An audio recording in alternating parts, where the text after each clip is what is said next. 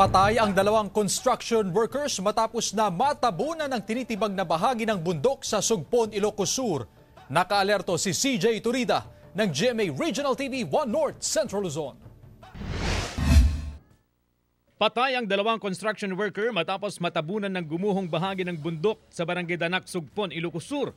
Kinilala ang mga biktima na sina Joseph Ramirez, 23 anyos, residente ng San Emilio, Ilocos Sur, at si Ricardo Bayeng, 59 anyos, tubong Tublay, Benguet. Pinapalawag daw nila ang kalsada sa lugar kaya kailangan nilang tibagin ang bahagi ng bundok. Yung ginagawa nila ay clear nila yung daan para later on ay cement to give.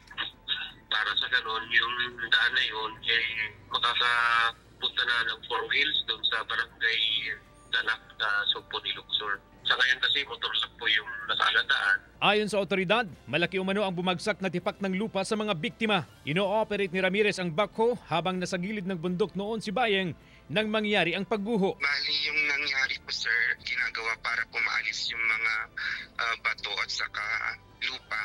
Ginagamitan po ng pasabog. Tapos pagkatapos po nung pagsabog po, in-observe muna kung kaya nang alisin yung mga lupa at bato, saka doon po pumunta yung mga biktima po. Inabot ng 4 na oras ang retrieval operation bago na-recover ang katawan ng dalawa. Matinding sugat sa ulo at bali sa katawan ang tinamo ng mga biktima. Dinala pa sila sa ospital pero hindi na umabot ng buhay. Patuloy na nakikipag-ugnayan ang GMA Regional TV 1 North Central Luzon sa kaanak ng mga biktima. Ayon sa PNP, proyekto ng provincial government ang road construction. Sa pakikipag-usap ng news team sa pamamagitan ng telepono kay Provincial Engineer Leonard Pascua, handa raw ang provincial government na tumulong sa naiwang kaanak ng mga biktima. Pansamantalang isinara ang construction site dahil sa insidente. Mula sa GMA Regional TV 1 North Central Luzon, CJ Torida, nagbabalita para sa GMA Integrated News.